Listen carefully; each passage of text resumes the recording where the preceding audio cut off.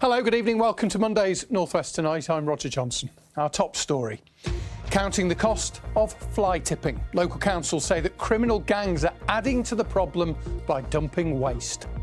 Someone will have paid for a man in a van to come and take it, and he's only dumping it here because he hasn't got a permit to go to tip. So Keep Britain Tidy is tonight urging us all not to use unlicensed waste disposal services. Also tonight, a Miss England finalist representing Lancashire calls for tighter social media controls after being targeted by online trolls. Compose a chime for Manchester. The Cathedral's bells are 100 today, and they're looking for a new peal. And it was a beautiful start to the day. Look at this picture that Griff sent in on the Isle of Man. Stunning. But the rain, it did arrive, and more in the forecast. Don't let that put you off, though. Join me at the end of the programme. I'll give you all the details.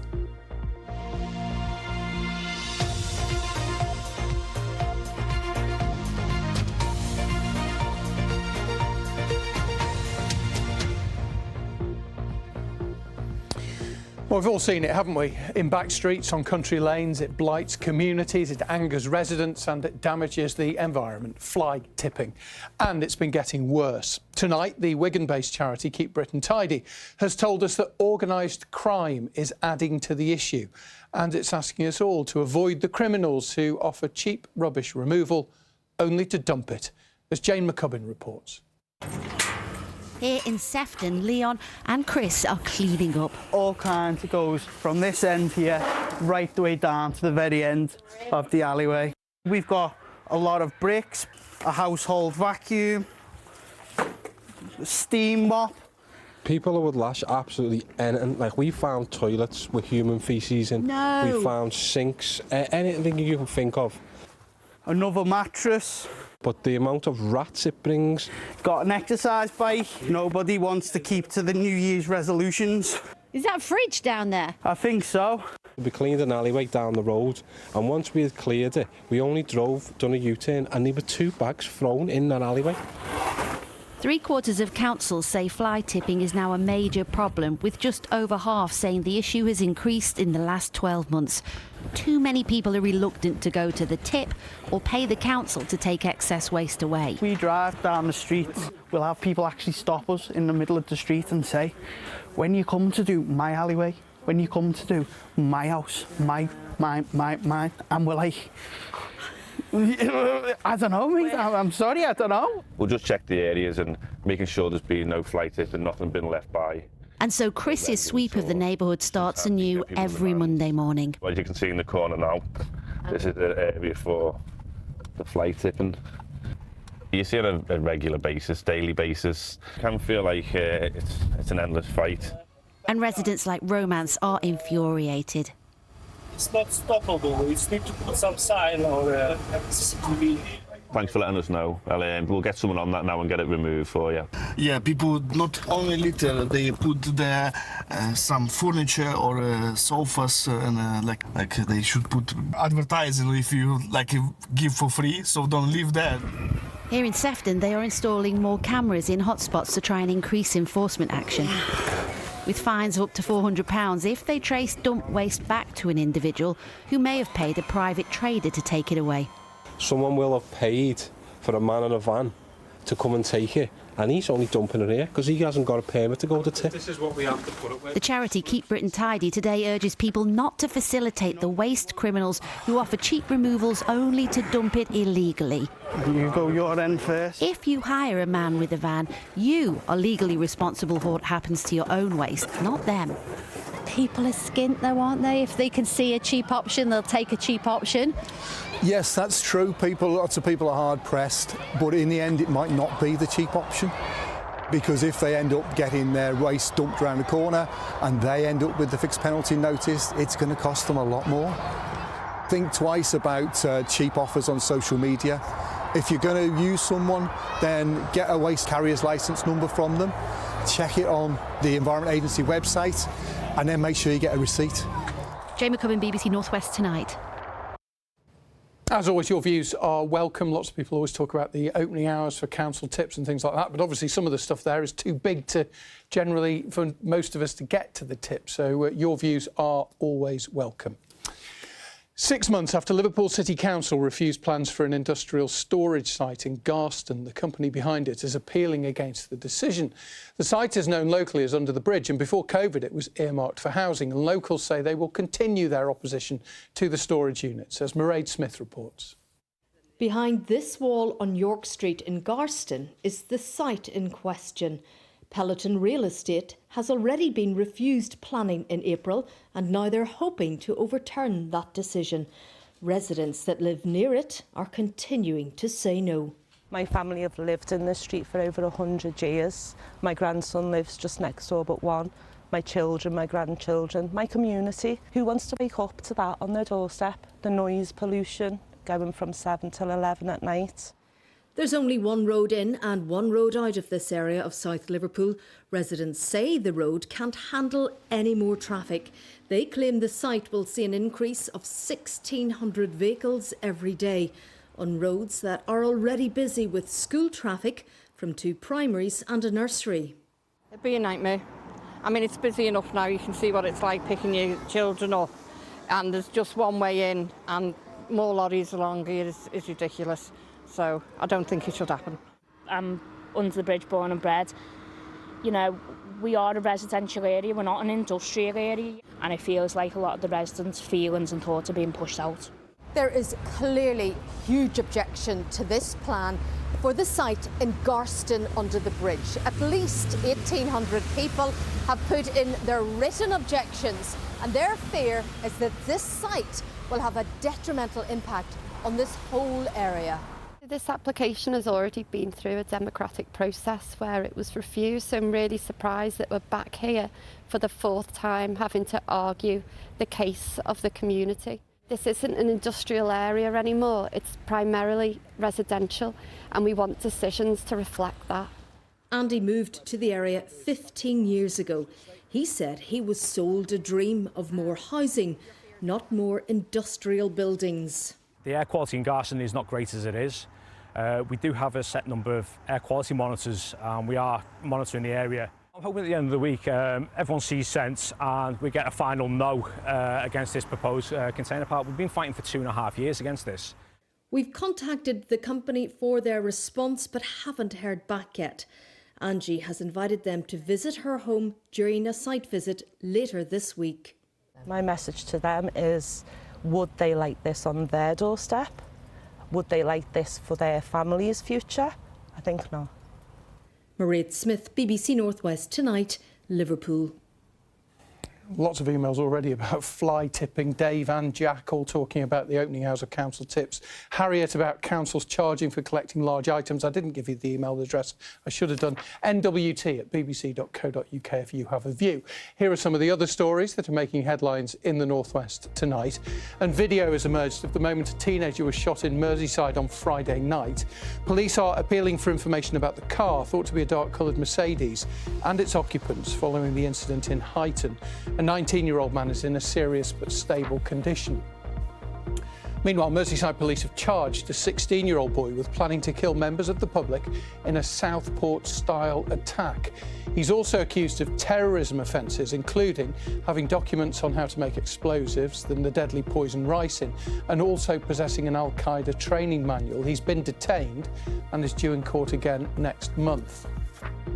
There were remembrance services across the region yesterday, including in the Lake District, where hundreds of people hiked up Great Gable, where there's been a memorial on the summit to those who fell in the First World War since 1924.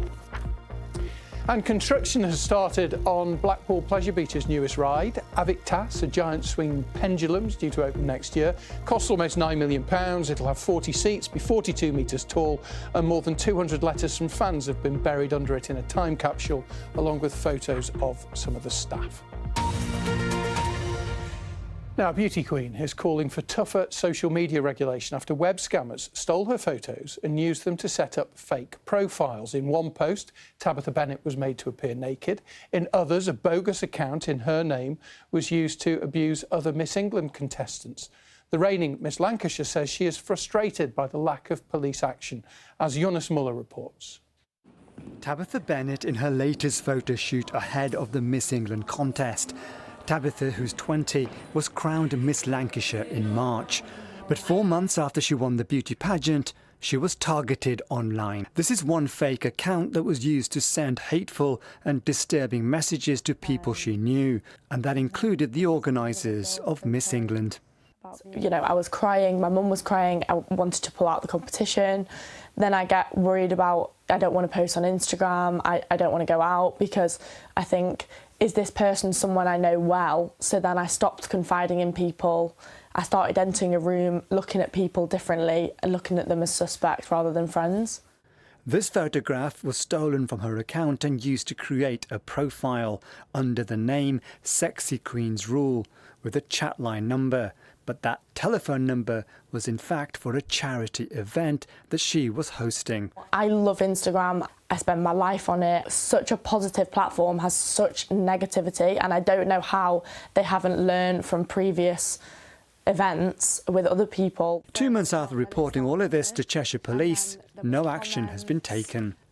A policeman came out and he was fantastic, and we really thought that we were going to get to the bottom of this. When they come and they give you so much hope, we will find out who it is, we will give you an address, and then you don't hear anything. You're thinking, how else are we going to find out? Tabitha's mum Vicky is also a former Miss Blackpool, and she's also had to put up with comments. A lot of it has been directed towards me, saying that I'm chasing my dream through Tabitha, which is absolutely not true. You can't make a girl do something. You know, Tabitha's wanted to be Miss England since she was a little girl. It's always been her dream. The Miss England Grand Finals will be held in 10 days' time. If it is going to start again, then this is the week. And how upsetting that a build-up to something so amazing is going to be overshadowed by me thinking that this is going to flare up. Instagram say the fake accounts have been taken down. Cheshire Police have previously said they are investigating Tabitha's online harassment. Eunice Muller, BBC North West Tonight. We wish her well. Miss England is apparently on her birthday. Now, here are some of the other stories that people are reading from BBC News. And an 83-year-old man from Wirral has been charged over the death of Jamie Tank. He was in his wheelchair when he was hit by a car last year. Residents at a Lancashire care home, which is under threat of closure by Lancashire County Council, say that they will have nowhere to go. Grove House in Adlington is one of 5 homes under review. And the old Laundry Theatre in Bowness is being renamed after Victoria Wood. The Bury comedian performed there several times during her career. Find out more about that and all those stories at bbc.co.uk/local news, or have a look on the BBC News app. And so, Friday, of course, sees this year's Children in Need appeal. And ahead of the big day, we're going to be showing you where some of the money that you have so generously raised has been spent. And one of the organisations to benefit from it is the Blossom Foundation. It supports African girls growing up in Greater Manchester. And we have been to see them at a rock climbing session.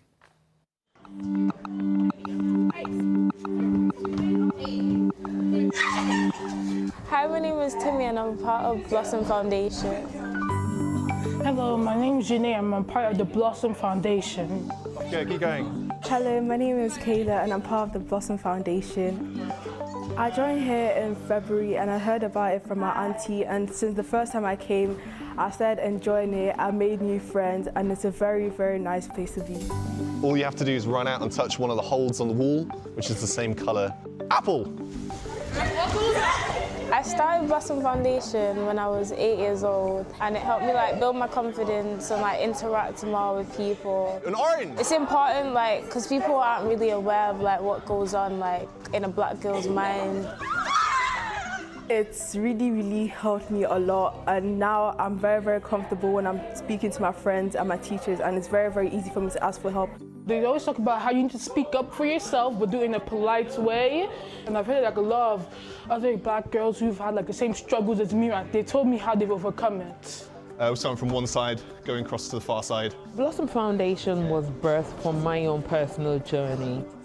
I come from the generation of those that were born in London, taking back to Nigeria, and then coming back to England and having to culture change. I didn't get the right support with education, and I went through my GCSEs, and believe it or not, I only passed one. Fast forward to 2013, my own daughter too went to secondary school, and I realized that, hold on, we were facing similar things. So I thought, I'm going to start this foundation to help the black girls, to give them a space. We tried to create a big sister, big auntie kind of environment. I think one of the young girls, a family member, must have found me on Instagram, and she messaged me, and she just was so grateful to the change. She was just like, I'm so shocked at my niece and how much she's developed over the past couple of months.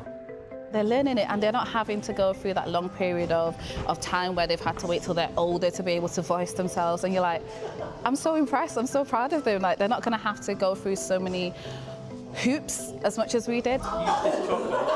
Girls who don't normally speak have developed a voice, they've developed confidence. Big one, big one. We couldn't have done that without this funding that from BBC Children Need, so we say thank you very much. Some of the fantastic work being done at the Blossom Foundation, thanks to your generosity. As always, we want to know what you're up to for Children in Need. If you're doing something this Friday, you can send your photos, maybe dressing up to go to school, or who knows, nwt@bbc.co.uk. Send us your pictures when we get to the big day. Right, let's move on to sport. Ian is here. It was a big day yesterday, of course, in the Premier League. Massive game at the Etihad. And it's Manchester City, Ian, who are going into the international break in some style. Yeah, they are, Rog. Liverpool, however, aren't really, which means manager Arne Slot has a lot to ponder over the next fortnight. Like, how does he stop his side's alarming decline? The Premier League champions were outclassed by Manchester City at the Etihad yesterday. Jeremy Doku, the star, in a 3-0 defeat that leaves Liverpool 8th, while City are 2nd and now just 4 points behind Arsenal. Elsewhere, Manchester United are 7th after their dramatic 2-2 draw at Tottenham. Great ending to that one. Everton are 13th after ending a 3-game winless run with victory over Fulham. Burnley, though, lost to fellow strugglers West Ham and are outside the relegation zone on goal difference only. We're now a third of the way through the EFL season, so tonight we've decided to assess the state of our region's clubs, in particular those currently in the promotion and relegation picture. As we did before the start of the season, we've sought the opinions of these two men, Nicky Hunt and Aaron Wilbraham, both of whom played in every division, from the Premier League down to League Two, in their illustrious playing careers. Despite going ahead at Championship promotion rivals Millwall, Preston North End had to settle for a draw after keeper Daniel Everson's error. Are you surprised by what they've achieved so far? Yeah, a little bit. You keep expecting them to drop off and they keep just churning out results, and I think they're going really well at the moment. I think the last 3 games they've got 5 different goal scorers, which you need if you want to finish in the top half or in the playoffs. The manager there is doing a really good job at the minute. Can they stay there? Look, who knows, but if they're up there past Christmas time, they've got a hell of a chance. At the other end of the Championship, a 2-1 defeat to Derby leaves Blackburn Rovers in 19th. At the moment, each time you think they're getting away from the bottom side of the league, they get dragged back in again. They're so inconsistent, and it'll be tough for them to get out of the relegation mire. Hopefully they do, because we want to see all the North West clubs do well, but it'll be really tough for them this season. In League One, Wigan Athletic are 16th after their draw at Exeter, while Bolton, inspired by Brighton loanee Mario Cozier-Dubry, went 3rd after beating Port Vale. I said they would be in and around the playoffs, which they are. Is automatic promotion doable? Well, why not at the minute? The one player I'd pick out is Cozier-Dubry. I just think he's been the sign of the season. On Saturday against Port Vale, scored 4 goals, he scored 2, he created 2. Aaron, you're an agent. Cozier-Dubry, he's on loan at Bolton. Are other clubs going to be sniffing round him in January? Yeah, and probably other agents as well. But no, every agent will want him, every club will want him, and I think it's important that Bolton, and they will try and keep hold of him. Stockport County still lead the table, but lost 3-0 at home to Luton. It was a surprise result, and I've watched Stockport live a few times this season. They've been playing really well. I think missing a penalty at 2-0 down could have changed the game. I think they've been around the top of the league in different divisions for the last few seasons. They're used to being there, so I'm sure they'll look to bounce back in the next game. Blackpool beat Cardiff 3-1 to make it 3 wins from 3 for new boss Ian Evatt. Evatt's come in, he's done really, really well. I'm sure he'll turn things around. The 3rd bottom at the minute, and I'm sure that they'll rocket up the table under his drive and maybe, possibly, getting in around the playoffs. In League Two, Salford City remain in the top 3 despite drawing 0-0 with Cambridge. They're picking up some good results, and Carl Robinson's got them going. Is this going to be the year that Salford finally get out of League Two, though, Nicky? We've been saying that ever since they got into League Two. Are they going to get out? They've put themselves in a real fighting chance at the minute. Crewe Alexandra are 7th in the table. They beat Shrewsbury 3-1. The home form's really, really good at the minute, and they play some really, really good attacking football. The away form's really good as well, just to stay up there. But it's a really tough league at the minute, that. Elsewhere, James Bolton's goal for Fleetwood proved a consolation as they lost at Crawley. Manny Monthe's winner moved Oldham Athletic up to 14th, just above Barrow, who fought back from 2 down to draw with Grimsby. Tranmere lost to a late goal at Swindon and are 18th, 2 places above Accrington Stanley, who drew 3-3 at Chesterfield. Can you strengthen in the January transfer window? And I don't think Accrington can. They've not got the funds to do it. Can they go and nick a couple of loanees to improve the squad? But I still think it's going to be a tough season for them. Interesting insights. Thanks to the dynamic duo for coming in there. In the Women's Super League, Manchester United lost for the first time this season, but Manchester City moved top of the table with a hard-fought 2-1 win at Everton. Meanwhile, Liverpool got their first point of the season, Beata Olsen putting them ahead before they conceded an injury-time equaliser. And we mentioned on Friday he was joint leader at the Abu Dhabi Championship, but sadly Southport's Tommy Fleetwood missed out on another title yesterday, losing a playoff to Aaron Rai. Still not a bad year for Fleetwood, who's had his first PGA Tour victory and, of course, helped Europe win the Ryder Cup. You win some, you lose some, Rog. I tend to lose more than I win, but hey, I remain inspirational to my fellow man. Indeed you do. And Tommy Fleetwood's always in the mix, isn't he? So, oh, he's just brilliant. Yeah, he is fantastic. Ian, thank you, as are you. Thank you very much indeed. Right, before the weather with Kay, the chime of a cathedral clock is often part of a city's soundscape, but not in Manchester. The bells there, which are 100 years old today, don't ring out to mark the passing of time. In fact, they're silent, aren't they? You can see them moving. To mark the centenary, Manchester Cathedral Day was launching a competition to find a new chime to ring out after the bell tower has undergone a £600,000 refurbishment. The peal of Manchester Cathedral's bells has marked weddings and funerals, seen soldiers off to war and honoured many Mancunians. They have chronicled the passage of time for generations, but not every day. We've never had a chime here on the clock all these years. I hasten to add that the chime will be switched off at night, so they'll be timed. We're hoping for a local person to compose a chime, and we're calling it a chime for Manchester, something unique for our city. But before that can be heard, there's work to be done. The bells themselves are superb. They were cast in 1925 by the Gillett and Johnson Bell Foundry in Croydon, South London. The problem is that they're in a frame that was put in 1867. The frame is made of wood and they need to be remounted in a solid frame of iron and steel. And that's why the cathedral's also launching a campaign to raise the £600,000 to do it. It's expensive because it's tricky. This ornate ceiling is below the bell ringer's feet, so the 10 bells, weighing around 6 tonnes, need to be taken sideways out of the bell tower. They'll add another 2, putting 12 back the same way, which means the band of volunteer bell ringers will face some enforced time off. I find it quite meditative as a thing to do most of the time, but I also enjoy the social side of it. But you need a clear head to do it right. When we do something called method ringing, the bells are going to change their order every single row, and we learn them. It's like Maths A level. Yeah, a little bit. And you kind of commit them to memory. You don't have to learn all the numbers, you kind of learn a trajectory through the pattern. Some of the cathedral's ringers have decades of experience. Others are beginners. I'm from China. I came to UK for music study. So one day, 2 years ago, I heard the bell ringing and I just followed it, and that's how I got first interested in it. It's very rare that you have cathedrals that are teaching people how to learn to ring at the same time, and we have that in abundance here, which is fantastic.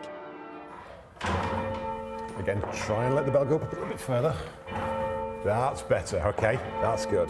But it's not often that they're as hapless as this guy. There you go, you can now feel that at the top of its swing. Yeah, you can. There have been bells in a church on this site since the 1400s.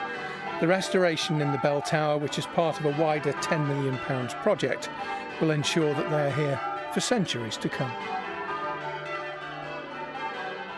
Not going to be signing me up as a campanologist anytime soon. Is that what they're called? Bell ringers they are, aren't they? You need some work on your guns, Roger. Thank you very much. Right, anyway, got a new place on the map, haven't we? I do. I have a lovely new place on the map. Keep your beady eyes out and I'll tell you who it's from in a moment. Now then, weather-wise, well, actually, let's start over here with Angela. We did have some blue skies for many of us. It was an actually gorgeous start to the day, but then it clouded over. The rain arrived. There's been some heavy downpours. It'll dry up for a time. We're going to get further rain through tomorrow. So thank you for sending those photographs in. You can always follow me on socials if you want to get in touch that way, or become a BBC Weather Watcher, and I'll do my best to get you pictures on the telly. So, as we head through tomorrow, we are going to see further rain. It's still mild. The rain that we've got now will continue to clear. It'll be wet and windy through tomorrow. The risk of gales. Further rain pushing up later Wednesday. The weekend, though, let's cling to the positives. The weekend at this stage looks glorious. And it's not going to get cold until really next week. Here's the area of low pressure that's going to make things wet and windy as we head through the day tomorrow. And that front pushing up through Wednesday brings further outbreaks of rain. So the rain that we've had today continues to push to the northeast. Plenty of clear skies. Temperatures will drop off quite quickly, but then during the second half of the night, cloud will increase, the breeze starts to pick up, outbreaks of rain just starting to push into the Isle of Man by the end of the night. 6, 7, 8 degrees the low overnight. Temperatures will continue to pick up through the morning as that rain sweeps in. Now, some of this is going to be heavy. As it sweeps through, the winds are going to strengthen. We'll see it drying up for a period, but actually later, towards tea time, further heavy spells of rain arriving. Gusts of around 30 to 40 miles per hour, highs of 15 degrees. Push forward over into Wednesday. Beautiful start, especially for the Isle of Man and for Cumbria, Lancashire. Then we start to get cloud increasing, and we are expecting some rain to push up later through Wednesday. Exact timing's a bit uncertain at this stage.